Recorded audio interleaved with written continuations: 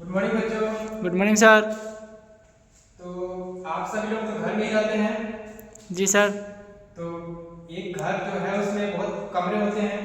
जी। हर कमरे में अलग अलग लोग रहते हैं। हर कमरे का जैसे कि नाम किचन रूम हो गया, बेडरूम हो गया, अपने मम्मी पापा का हो गया, दादा का हो गया, होता है। जी सर। इसी प्रकार आज हम लोग पढ़ेंगे सेल के बारे में, प्लांट्स के बारे में। तो जो प्लांट है वो भी एक घर है और उसमें अलग अलग कमरे हैं। उस कमरे को हम लोग सेल पढ़ेंगे, ठीक बोलते हैं। आज हम पढ़ेंगे प्लांट्स।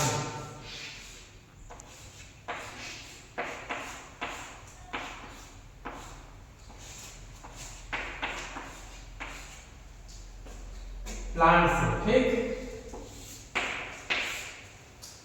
तो डायग्राम बनाते हैं साथ में, आप सभी लोग मेरे साथ बनाइएगा डायग्राम। जी सर।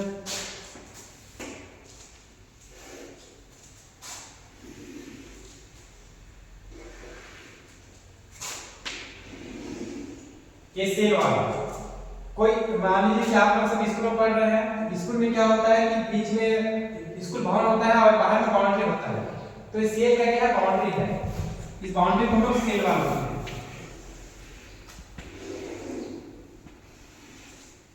जो बाउंड्री होता है क्या करता है कि स्कूल का सुरक्षा प्रदान करता है।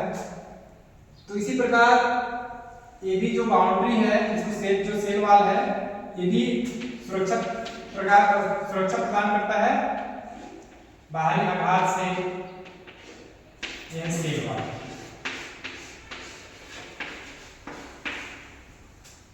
उसके बाद अंदर जो होता है छोटा गेट होता है।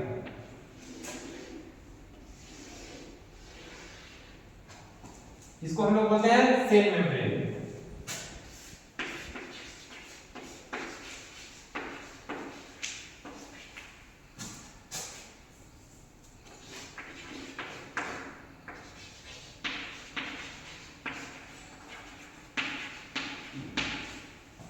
Cell membrane. और ये जो एक घर है इसमें बहुत सारे कमरे होते हैं।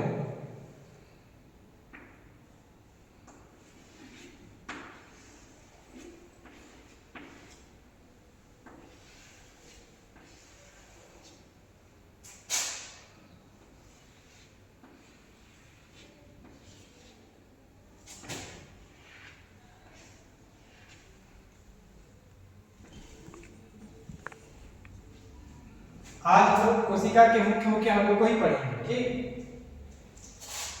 तो जैसे कि मैं पहले बताया था कि जो प्लांट है वो एक घर के समान है। मान लीजिए समझ हम लोग इजी शब्दों में समझते हैं। उसके बाद घर में अलग अलग कमरे होते हैं। तो इसी प्रकार सेल में भी क्या है कि सेल एक घर है, प्लांट एक घर है। और उस प्लांट में बहुत सारे कमरे हैं। उस कमरे को ही हम लोग सेल बोलते हैं। और इस सेल में ही बहुत सारे छोटे छोटे अलग अलग कमरे हैं। उसका सबका अलग अलग काम है। जैसे क्या है कि न्यूक्लियस है। न्यूक्लियस को बोलते हैं हम लोग नियंत्रण केंद्र। ये क्या है कि सभी कामों को नियंत्रण करता है। और ये न्यूक्लियस और इस न्यूक्लियस के अंदर ही एक छोटा सा अंग होता है, उसको बोलते हैं हम लोग न्यूक्लियस।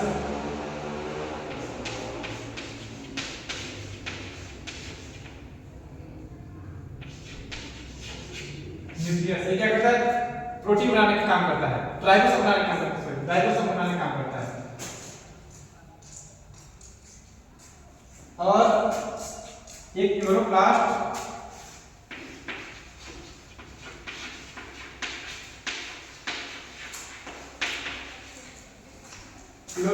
है। क्लोरोप्लास्ट क्या होता है, ये क्या करता है, भोजन बनाने का काम करता है सूर्य की उपस्थिति में, ठीक। सूर्य की रोशनी से बनाता है। और ये माइटोकॉन्ड्रिया है।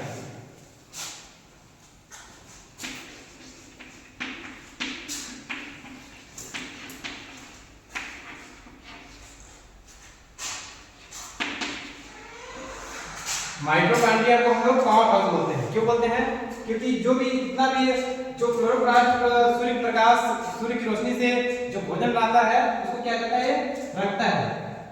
इसको बिजली घर भी कर सकते हैं।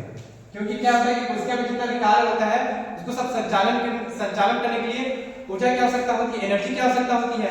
तो क्या होता है कि जितना भी है सूर्य की उपस्थिति में क्लोरोप्लास्ट भोजन बनाता है, उस एनर्जी को स्टोर करके रखता है, और जितना भी कोशिकाएं हैं जैसे कि ये पानी टंकी है। कॉलेज में क्या होता है, स्कूल में क्या होता है, पानी टंकी होता है पीने के लिए, ठीक। तो यहाँ पर भी क्या होता है, पानी का स्टोर करने का करता है वैक्यूम।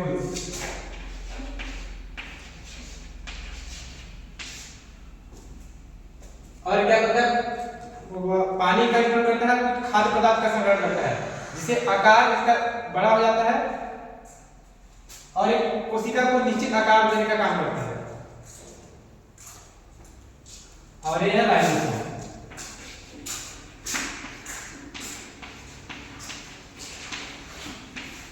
राइबोसोम क्या करता है, प्रोटीन बनाने का काम करता है।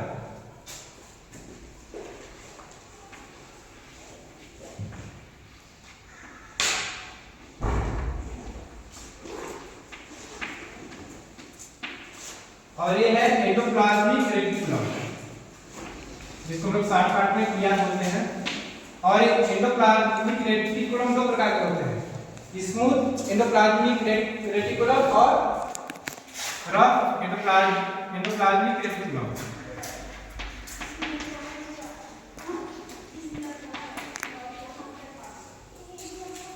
स्मूथ जो है वो फैट और एसिड का फॉर्मेशन करता है, और जो रफ एंडोप्लाज्मिक रेटिकुलम है वो क्या करता है, ये प्रोटीन का निर्माण करता है, प्रोटीन का फॉर्मेशन करता है। न्यूक्लियस के अंदर जो न्यूक्लियस है वो राइबोसोम का फॉर्मेशन करता है, और फिर राइबोसोम क्या होता है कि पूरा सेल में जो साइटोप्लाज्म है, जितना है, जितना भी अंग है वो साइटोप्लाज्म में तैरता रहता है।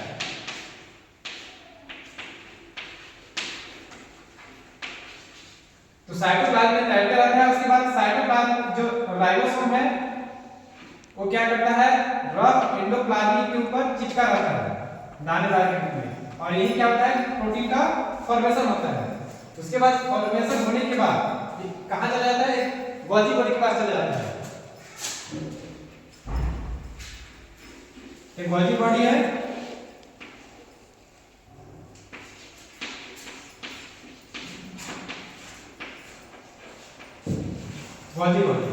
गोल्गी बॉडी क्या करता है, परिवहन का काम करता है। जितना भी जो प्रोटीन होता है, जहां आवश्यकता होता है पैक करता है, उसके बाद ट्रांसपोर्टेशन का काम करता है गोल्गी बॉडी।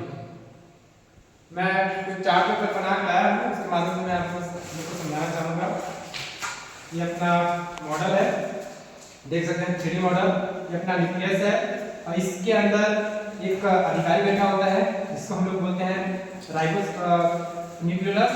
ये राइबोसोम का फॉर्मेशन करता है, और ये जितना भी ये टोटल जितना भी अंग दिख रहे हैं, कोशिकाएं दिख रहे हैं, ये सब साइटोप्लाज्म में तैर रहे हैं, ठीक। जेली टाइप से होता है। और ये जो आपको दिख रहा है ये सेल वॉल है। सेल वॉल क्या करता है, कोशिका को एक निश्चित आकार देता है और मजबूत खड़े होने में मदद करता है। और उसके बाद जो साइड दिख रहा है ये सेल मेम्ब्रेन है। सेल मेम्ब्रेन क्या करता है, एक सेल मेम्ब्रेन एक गेट का काम करता है, किस चीज को अंदर लाना है और किस चीज को बाहर लाना है वो काम करता है। जैसे कॉलेज होता है, स्कूल होता है, सबसे पहले बाउंड्री होता है, मजबूत बाउंड्री होता है, उसके बाद फिर उसके अंदर एक छोटा सा गेट होता है। तो जो सेल मेम्ब्रेन होता है वो एक गेट का काम करता है, और जो बाउंड्री है ये सुरक्षा प्रदान करता है। जैसे अपन स्कूल में है पूरा चारों बाउंड्री है, उसी प्रकार ये सेल वॉल बाउंड्री का काम करता है।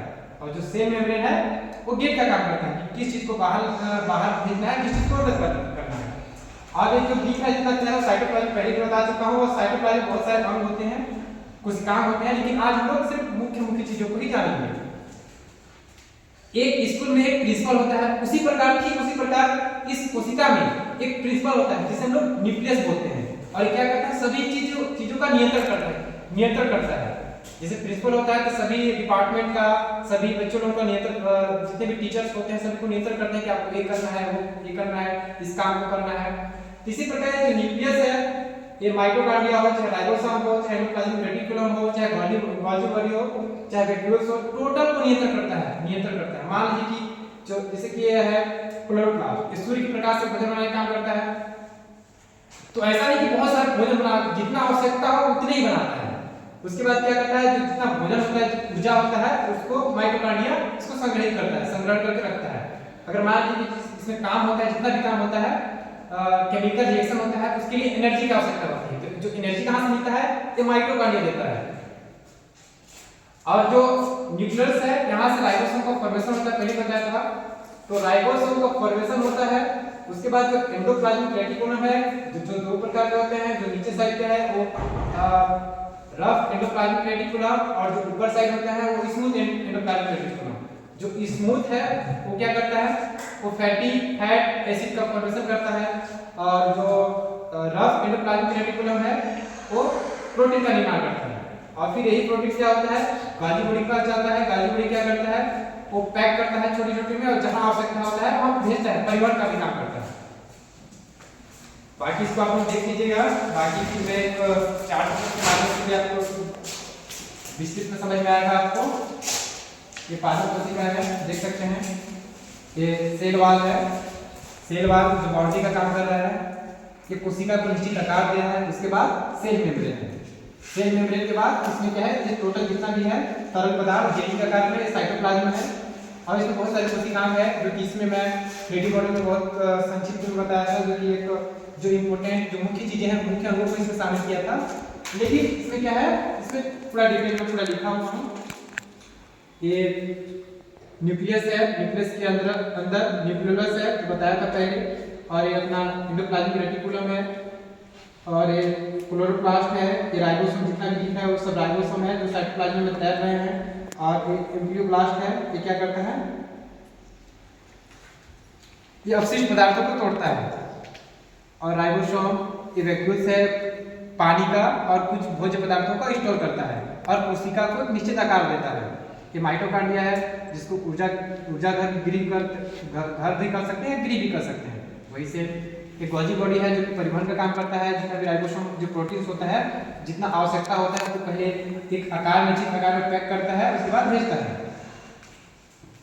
और इसी का जितना भी पार्ट है, इसको हम लोग नेक्स्ट क्लास में देखेंगे।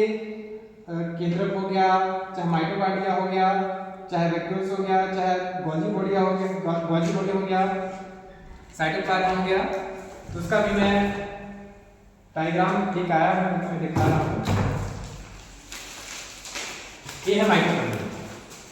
तो माइटोकॉन्ड्रिया को जो मैं संक्षिप्त में बताया था, क्या करते हैं, इसको ऊर्जा का पावर हाउस कहते हैं। क्यों कहते हैं, क्योंकि ये ऊर्जा को पूरा संरक्षित करके रखता है। यहाँ पर जहां जरूरत पड़ता है वहां भेजने का काम करता है, ये माइटोकॉन्ड्रिया है। और बाकी माइटोकॉन्ड्रिया में बहुत सारे प्रोसेस होते हैं, उसको हम लोग नेक्स्ट क्लास में देखेंगे। आज हम लोग सिर्फ संक्षिप्त में एक कोशिका के अंदर क्या क्या होता है, सिर्फ उसी चीज के बारे में डिस्कशन कर रहे हैं। ये माइटोकॉन्ड्रिया और ये एंडोप्लाज्मिक रेटिकुलम, जो कि मैं पहले बताया था। एंडोप्लाज्मिक रेटिकुलम जो कि न्यूक्लियस के नीचे होता है। एंडोप्लाज्मिक रेटिकुलम दो प्रकार के होते हैं। जो नीचे साइड दिख रहा है डॉट डॉट टाइप से उभरा हुआ, उसको रफ एंडोप्लाज्मिक रेटिकुलम, जहां प्रोटीन का फॉर्मेशन होता है। और जो ऊपर साइड है उसको बोलते हैं स्मूथ एंडोप्लाज्मिक रेटिकुलम, जहां पर फैट और एसिड का फॉर्मेशन होता है। इसको आप लोग देख लीजिएगा, बाकी नेक्स्ट क्लास में हम लोग डिटेल से समझेंगे। और ये क्लोरोप्लास्ट, ये क्या करता है, सूर्य के प्रकाश से यह भोजन का फॉर्मेशन करता है, भोजन बनाता है। और इस क्लोरोप्लास्ट में बहुत सारी प्रोसेस होती हैं, रिएक्शन होते हैं, जो कि हम लोग नेक्स्ट क्लास में देखेंगे। बाकी आज हम लोग सिर्फ